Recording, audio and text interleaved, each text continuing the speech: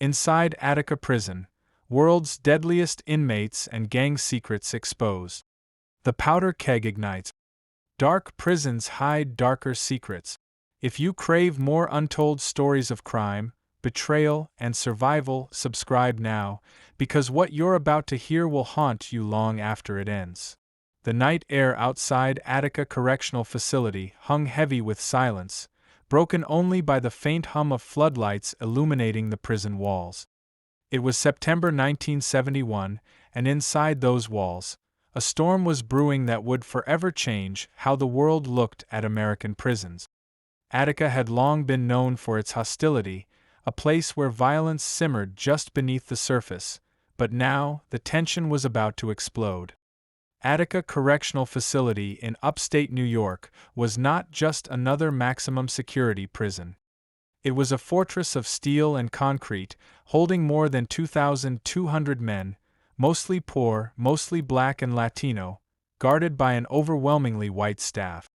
Overcrowding plagued every cell block, medical care was minimal, and food was rationed to the point of humiliation. Basic dignity was denied at every turn. Inmates complained of beatings, of censorship, of being treated less like human beings and more like cattle locked away to rot. On the morning of September 9, 1971, that powder keg erupted. The first sign of rebellion came in Cell Block D. Inmates, frustrated and desperate, overpowered a group of guards. Chaos surged like wildfire.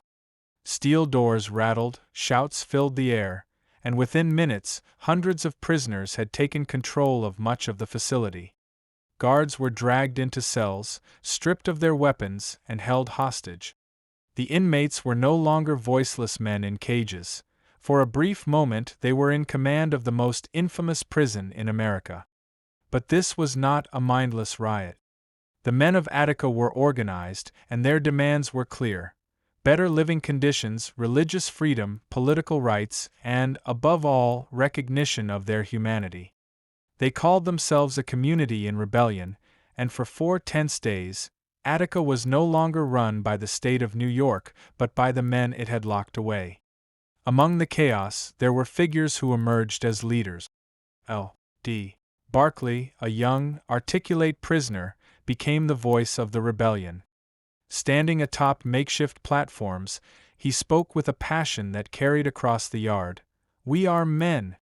We are not beasts, and we do not intend to be beaten or driven as such." His words were broadcast to the press and seared into history. Outside the prison walls, reporters and politicians descended on the small town of Attica. The media spotlight revealed the raw tension between inmates demanding justice and state officials who refused to lose control. Governor Nelson Rockefeller watched from afar, refusing to step foot inside, even as negotiations grew more desperate by the hour. The hostages, guards and civilian staff, became bargaining chips in a deadly game of patience and pride. But the uprising was only the spark for a larger, more complicated fire.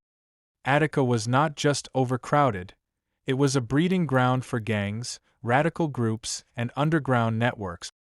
Inmates whispered about the Black Panther influence inside the cell blocks, about the Nation of Islam organizing resistance, about gangs that turned the prison yard into their battlefield. Corrections officers knew the names: the Latin Kings, the Bloods, the Aryan Brotherhood. Some of these groups were still small, just fragments of what they would later become, but inside Attica they found fertile ground. Tensions between gangs mirrored tensions outside, racial divides sharpened, and alliances formed out of necessity. When the rebellion began, it wasn't just about food or clothes.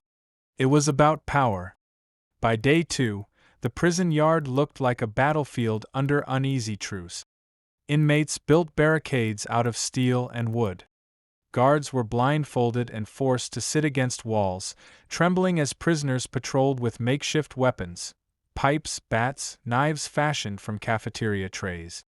Negotiators stepped in: civil rights lawyers, community leaders, and even representatives from the press. They tried to calm the storm, but every word only sharpened the standoff. The inmates issued a list of 28 demands. They wanted true medical care. They wanted religious freedom. They wanted an end to beatings, to solitary confinement as punishment, to male censorship. Most of all, they wanted dignity. Governor Rockefeller refused. By the fourth day, the standoff was fraying. Some inmates urged peace, others whispered for war. The guards held hostage begged for their lives, praying for compromise, but compromise never came. Helicopters circled overhead, soldiers massed outside, and the entire nation watched as Attica teetered on the edge of massacre. On the morning of September 13, 1971, the waiting ended. Without warning, state troopers stormed the prison. Helicopters dropped tear gas canisters into the yard, blinding and choking everyone below. Then came the gunfire. Bullets ripped through smoke and chaos, striking inmates and hostages alike. The sound of rifles echoed across the prison yard, drowning out screams and prayers. When the smoke cleared, the scene was carnage. 43 people lay dead, 29 inmates and 10 hostages among them. Countless more were injured, crawling across the yard, bleeding into the dirt. What began as a plea for dignity ended in bloodshed, the deadliest prison uprising in American history. The official story told by the state was simple. The inmates had killed the hostages, and the police had to act. But as reporters dug deeper, the truth began to unravel. Autopsies revealed something shocking. The hostages had been killed not by prisoners but by bullets fired by state troopers. The massacre had not been a rescue mission. It had been an execution. The cover-up crumbled. Families of the dead hostages were outraged, realizing the state had sacrificed their loved ones to reassert power. The surviving inmates were beaten, tortured, stripped naked, and forced to crawl across broken glass in the aftermath. Attica became a symbol not of order but of brutality. Yet, within the chaos, there were unanswered questions. Who really orchestrated the violence behind the scenes? Did gangs push for escalation, using the rebellion as a power grab? Were certain inmate leaders silenced intentionally during the assault? And why did Governor Rockefeller refuse to step foot in Attica, even as men begged him to see their conditions firsthand? For decades, theories have swirled. Some believe radical political groups used the uprising to spread their message of revolution. Others claim the state wanted to send a message that no matter the cost, rebellion would be crushed. And hidden in those unanswered questions lies the true mystery of Attica. Was it a tragedy born of desperation, or was it a massacre planned from the start? The uprising ended in blood, but Attica did not fade into silence. It became a rallying cry for prison reform, for human rights, for accountability. Yet the walls still stand, and the men inside still live with the shadows of 1971. Guards whisper that the prison remains cursed, that its yard is soaked with blood that can never be washed away. Inmates speak of betrayal, of lives lost not just to bullets but to lies. And as the years passed, Attica's reputation only grew darker. Gangs grew stronger, violence became more calculated, and secrets buried during those bloody September days continue to haunt the halls. In the middle of all this history, one discovery changed everything. Buried deep in a forgotten archive, a box of documents surfaced decades later. Inside were reports never meant to be seen, confidential memos, autopsy notes, photographs of the dead. Among them was evidence suggesting that not all deaths had been the result of random gunfire. Some appeared to be executions, shots fired at close range, wounds inconsistent with the state's official story. If true, it meant the Attica massacre was not just a tragedy. It was a cover-up of the highest order. And that is where the mystery deepens. Because hidden within those documents was the name of a man never publicly linked to the uprising. A man with ties to both law enforcement and organized crime. A man whose presence in Attica during those 4 days has never been explained. Was he an informant? A negotiator gone rogue? Or something darker, a shadow figure ensuring the rebellion ended in blood? The truth, long buried, remains one of Attica's darkest secrets. Blood and silence. The silence after a massacre is never true silence. It hums in the air, it sticks to the walls, it settles into the bones of anyone who survives. At Attica, in the days and weeks after September 13, 1971, silence meant something more sinister. It was the silence of fear, of witnesses too broken to speak, and of officials determined to bury the truth under layers of official reports and press releases. The world outside knew Attica only through headlines: prisoners slaughter guards, governor orders retaking of prison, order restored. But behind the razor wire, those who had survived the gas, the bullets, and the bayonets carried stories that refused to match the government's narrative.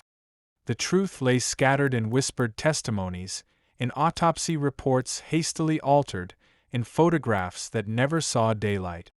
And in the shadows of all of it stood that name. The man whose presence in the files had no explanation.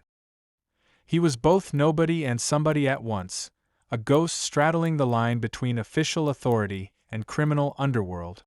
For investigators who would later probe the uprising, his name was the unanswered question that made the Attica files feel less like history and more like a crime scene still warm with blood. Aftermath of a massacre. The retaking of Attica left 43 men dead. Of those, 10 were hostages, shot down by the very men sent to save them. The state's official line claimed the prisoners had slit throats, had executed guards in cold blood. 4 days, newspapers printed lurid tales of sadistic killings. Families of the hostages grieved, believing their loved ones had been butchered. But then came the autopsies. One after another, the coroners wrote the same words: gunshot wounds. Not a single hostage had been stabbed, strangled, or mutilated. Every one of them had died from bullet. The lies collapsed, but no one in power stepped forward to claim responsibility. Surviving prisoners were beaten savagely in the aftermath. Stripped naked, forced to crawl through broken glass, left to lie in their own blood. Guards walked the tiers with shotguns, their anger unchecked. "This is payback," one survivor later recalled hearing. Those who tried to speak of what they saw, the close-range executions, the deliberate targeting of certain prisoners, were silenced with fists or solitary confinement. And in that silence, rumors spread like wildfire. Whispers in the yard. Months passed. Attica reopened, its cells filled once more, its routines restored. But beneath the surface, a different Attica was being built.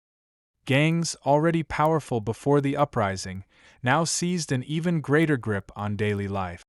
The Latin kings expanded their networks, smuggling contraband in through corrupt guard. Black Muslim groups demanded respect and autonomy in the yard. White gangs retaliated, carving up sections of the prison into territories as though Attica were a city cut into neighborhood. Survival no longer depended only on keeping your head down, it depended on allegiance. You were either protected by a group or marked as prey. Guards, still reeling from the loss of their comrades, often turned a blind eye to the brewing storm, or worse, manipulated the rivalries to keep inmates divided. And then came the stories, whispered in the showers, scrawled in kite notes passed under doors. Stories of the man seen during the rebellion. Some said he was a federal agent, watching from the shadows. Others claimed he was a mob fixer, sent to ensure certain inmates never walked out alive. A few insisted he was both. His name, found in those hidden files, was never spoken aloud in the open. Saying it too loudly could get you killed. But his shadow loomed over every conversation about why Attica ended in blood. Investigators in the dark. By the mid-1970s, a handful of independent journalists and civil rights lawyers began piecing together the truth. They interviewed survivors, examined records, fought for access to sealed reports. The more they uncovered, the darker the picture grew. One investigator described Attica as a stage play where the script had already been written before the curtain ever rose. The prisoners believed they were negotiating in good faith. The state insisted it was searching for peace. But hidden behind those public gestures, forces were moving toward only one outcome: violent retaking. The mystery man's name surfaced again in whispered testimony. One prisoner claimed to have seen him walking with the troopers before the assault. Another insisted he had been present in the command center, giving orders. A guard, speaking decades later, admitted he had heard the name but never knew the man's role. What tied him to organized crime was less clear but equally disturbing. FBI documents, later declassified, revealed that at least 2 New York crime families had active interests in controlling contraband routes into state prisons. Drugs, tobacco, even weapons, all of it passed through invisible networks greased by corruption. If the man was linked to both law enforcement and organized crime, then Attica had been more than just a rebellion. It had been a battlefield for control of a lucrative empire. Families left in the shadows. While the state fought to control the narrative, the families of the dead lived with unbearable questions. Hostage families wanted to know why their loved ones had been sacrificed. Inmate families demanded justice for sons and brothers shot down with their hands raised. Lawsuits dragged on for decades. The state fought bitterly to avoid admitting wrongdoing. Settlements were delayed, evidence suppressed. But the pain could not be erased. Children of slain hostages grew up believing their fathers had been butchered by prisoners, only to later learn they had been killed by state bullet. Former inmates carried scars that no settlement could heal. And through it all, the name lingered. Each time a new document surfaced, each time an old witness spoke, there it was again, like a fingerprint smudged across the crime scene. The state never acknowledged it. The media never printed it. But those closest to Attica knew it was the key to unlocking the deeper truth. A prison transformed. By the 1980s and 1990s, Attica had become something different. The uprising was a ghost that haunted its walls, but the daily reality was more organized, more calculated. Gangs ran protection rackets, controlled cell block economies, and funneled contraband through corrupt staff. Officers, still nursing the wounds of 1971, grew harsher, angrier. Brutality was not just tolerated but expected. Investigations into guard violence were rare, convictions even rarer. Attica became a byword for cruelty, a place parents whispered to their children as a warning: step out of line and you'll end up in Attica.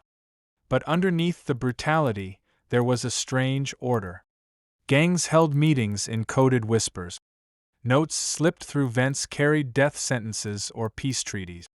And in that order lay the handprint of someone guiding from the shadows, a hidden power that kept certain groups strong, others weak. Whose hand was it? The hidden ledger. In the early 1990s, a reporter investigating prison corruption stumbled upon something extraordinary: a ledger found in the estate of a deceased officer. Inside were pages of coded entries, listing names, dates, and amounts of money. The sums were too large to be simple gambling debts or commissary scams. They looked more like payouts, bribes. And there, on several pages, was the same mysterious name that had haunted the Attica files since 1971. The handwriting linked him to transactions involving both prison officials and known members of the Gambino and Genovese families. The discovery suggested a terrifying possibility: that the uprising, the massacre, and the years of brutality that followed were all part of a larger game. A game where Attica was not just a prison but a hub in a criminal network stretching from New York City's streets to the State House in Albany. If the ledger was real, it meant the blood of Attica was not spilled by accident. It was spilled for profit. And the man whose name appeared in both secret files and secret ledgers might have been the one pulling the strings all along. But before anyone could act, the ledger vanished. The reporter who found it died in a suspicious car crash. Official investigations dismissed the document as fabricated. And once again, silence swallowed the truth. The ghost in the walls. The 1990s brought a new generation of inmates to Attica. Many were young men swept up in the crack epidemic, hardened by street wars in New York City, Buffalo, and Rochester. They arrived angry, desperate, and already shaped by violence. For them, Attica was not just a prison, it was the proving ground of legends. To survive inside meant earning respect that stretched far beyond the prison walls. But Attica was more than just survival. It was haunted. Every new inmate heard the stories within days of arrival. The whispers about September 1971, the massacre that drenched the yard in blood. The names of hostages who never made it out. The prisoners executed in smoke and chaos. The silence of Governor Rockefeller. And beneath it all, the ghost figure. The man tied to both law enforcement and organized crime, the one who appeared in documents and ledgers, then vanished. By the time the 1990s rolled around, this figure had become a myth. Some called him the broker. Others, the ghost. But whether myth or man, his shadow stretched across decades of violence. Gangs ascendant. Attica's gangs had grown stronger, more sophisticated, more ruthless. The Latin kings moved drugs through the cell blocks with military precision. The Aryan Brotherhood carved its own empire through intimidation and alliances with corrupt officers. Black nationalist groups offered both protection and purpose, blending survival with ideology. Control of Attica meant control of lucrative pipelines, heroin smuggled in by visitors, cocaine hidden in shipments, tobacco taxed and traded like gold. Rivalries spilled into violence, and the prison yard became a chessboard where every move could mean life or death. Yet, as fierce as the battles became, there was always a strange order to the chaos. Rival groups fought, yes, but they rarely destroyed each other completely. A balance seemed to hold. A balance that felt less like chance and more like design.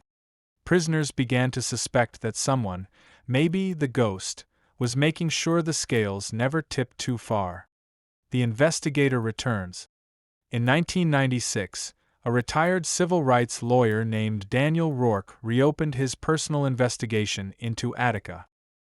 He had been there in 1971 as an observer during the negotiations, and what he saw never left him. For 25 years, he carried the weight of unanswered questions. Now, armed with decades of experience and contacts inside the prison system, he was ready to dig deeper. Rourke started by tracking down surviving inmates who had been present during the uprising. Many were broken men, living in poverty or still behind bars. But when he asked about the massacre, their eyes darkened. They remembered more than they had ever admitted publicly.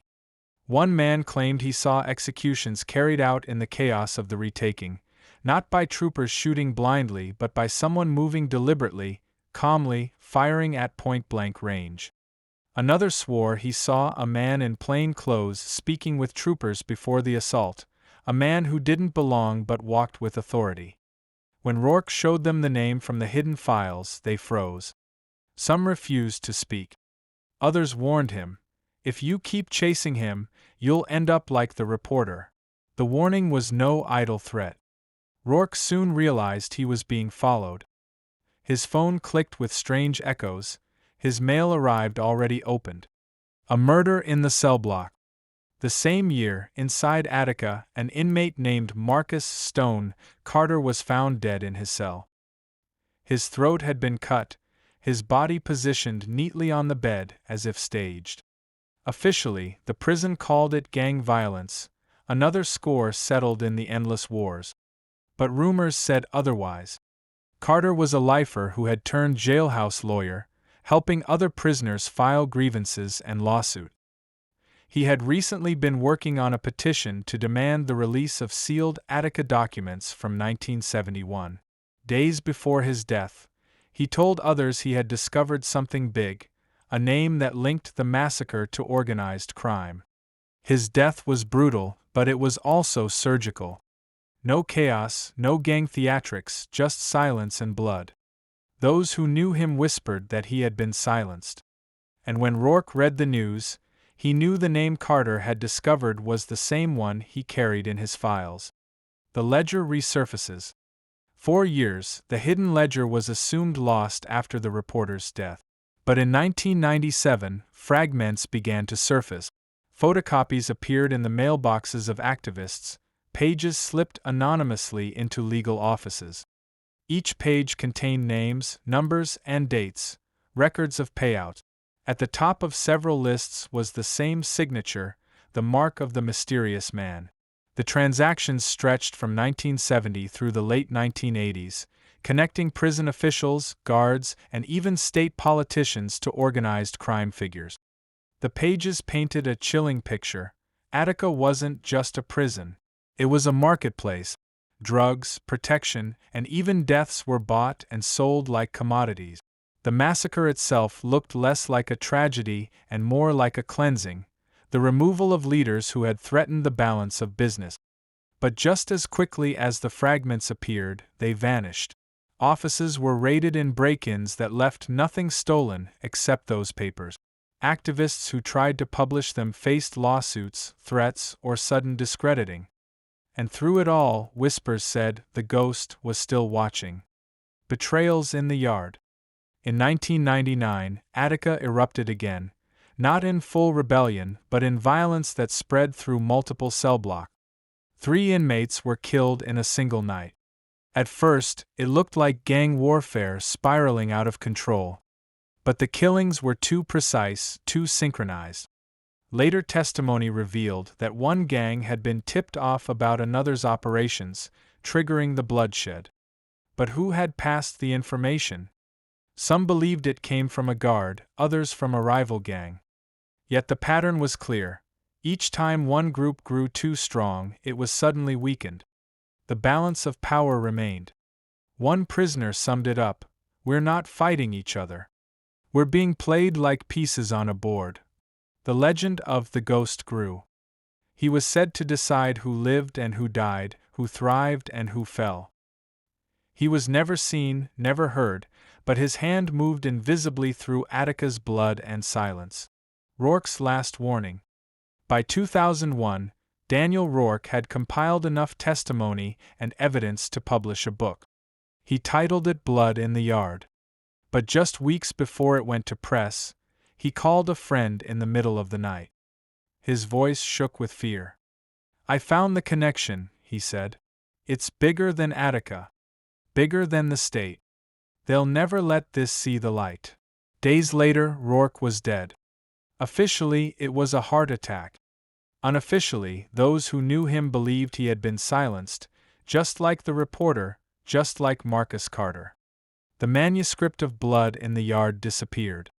Only fragments remain today, circulating in activist networks, hinting at what might have been exposed. The name at the center of it all had survived 30 years, whispered in cell blocks, hidden in ledgers, buried in vanished manuscripts. It tied together gangs, guards, politicians, and mobsters. And if the rumors were true, the ghost was not a man long dead, but someone still alive, older, hidden, but still pulling strings in the prison system. As the new millennium dawned, Attica seemed quieter, its walls holding their secret. But the silence was only an illusion. Beneath it, the ghost's empire waited, and those who dug too deep had already paid with their lives. The last confession. The year was 2011, 4 decades after Attica's name had been written in blood. Time had dulled the memory in the public's mind, but inside the prison's walls, the ghosts never left. Every cell block still carried whispers of September 71.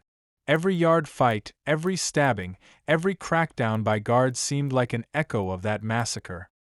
For most of the world, the story of Attica had been sealed in history books. But for those who had lived it, the wounds remained open. Survivors of the uprising were old men now, their voices frail but their memories sharp. Many carried scars not only on their bodies but deep within their mind. Some refused to speak at all. Others clung to the truth, waiting for a chance to unburden themselves. And one of them, a man known only as Harris, decided he could no longer keep silent. The prisoner who knew too much. Harris had been 23 when the rebellion exploded. A street hustler from the Bronx, he'd been serving time for armed robbery when Attica turned into a battlefield. He survived the retaking by chance, diving beneath a pile of bodies as bullets tore through the yard. For years, he never spoke of what he saw. To talk was to die. But by 2011, Harris was dying anyway, his body consumed by cancer, his time running out. In a series of taped interviews with a prison chaplain, he revealed what he had kept hidden for 40 years. "I saw him," Harris whispered, his voice thin and ragged. "He wasn't a guard and he wasn't one of us. He walked with them, though. With the troopers. He gave the signal. I'll never forget it." The chaplain pressed him gently. Who was this man? Harris gave a name. The same name that had haunted files, ledgers, and whispers for decades. The ghost. The puzzle comes together. Harris's testimony matched fragments uncovered by others before him. The hidden ledger, the vanished manuscript, the unexplained presence in the command center. Piece by piece, the puzzle began to take shape. The ghost was not a trooper nor a politician. He was an operative, a fixer who moved between worlds. His allegiance was to money, not justice.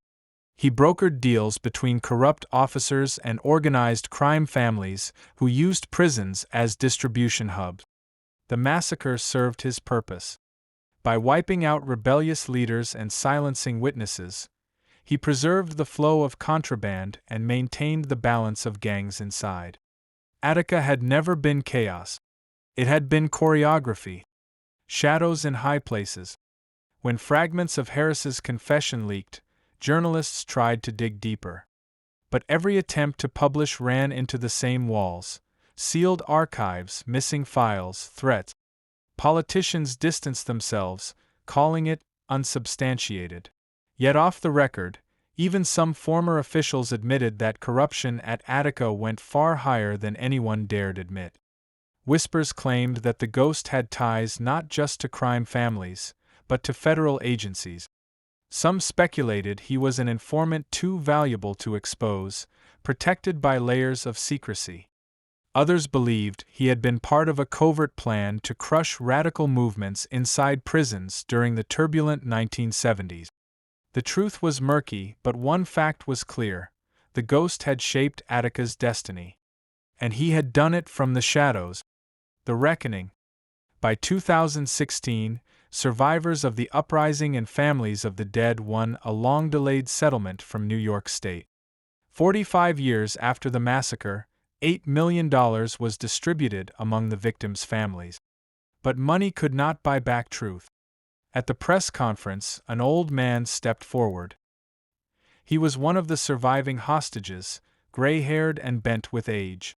Tears streaked his face as he whispered, "They lied to us. They told us the inmates killed our brothers.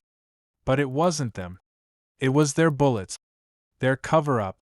Their ghost." The room fell silent. For a moment, the truth hovered in the air. But no official investigation followed. No indictments. No trials. Attica's dead remained victims not just of bullets, but of silence. The ghost's final move. In 2019, a rumor swept through prison activist circles. A man had died quietly in a nursing home upstate, nameless in the obituaries. He was in his late 80s, his history a blank. But those who had chased Attica's secrets recognized the face in the faded photograph. It was him. The ghost. No official ever confirmed it. The state never acknowledged his existence. But to those who knew, his death felt like a door closing. The last man who might have been forced to answer for Attica was gone. Or perhaps not. Because even in death, his influence lingered. Gangs still ruled cell blocks. Corruption still greased the system. and Attica remained a place where truth was dangerous, where silence was currency, and where ghosts outlived the men who made them. The haunting legacy. Today, Attica Correctional Facility still stands, a fortress of concrete and steel, its towers watching over endless rows of razor wire. Visitors see a prison. Survivors see a graveyard. For them, every corridor echoes with screams, every yard bears the weight of blood. The uprising of 1971 is remembered as a tragedy, but the deeper story is darker still. It is a story of betrayal, of power wielded in shadows, of a massacre that may not have been chaos but a calculated act. And at the center of it all stands a ghost, a man without a grave, a crime without a trial, a secret buried beneath decades of silence. Some say the truth will never be known. Others believe the truth has been known all along, but no one dares to speak it aloud. Because to speak it is to admit that Attica was not just a rebellion crushed, but a crime committed. A crime whose fingerprints remain smeared across every prison in America. In 2021, on the 50th anniversary of the uprising, a box arrived anonymously at the office of a prison historian. Inside were yellowed papers, photographs, and a single page torn from the missing ledger. At the bottom of the page, one final entry stood out. Attica, September 71, balance restored. Signed only with the ghost's mark. The walls of Attica still stand. The men who died there are buried. But the ledger's words remain, a chilling reminder that what happened was never random, never accidental. It was business written in blood. And if you think that story was intense, you're not ready for what comes next. Subscribe now, because the ghosts of America's prisons have many more secrets still to be exposed.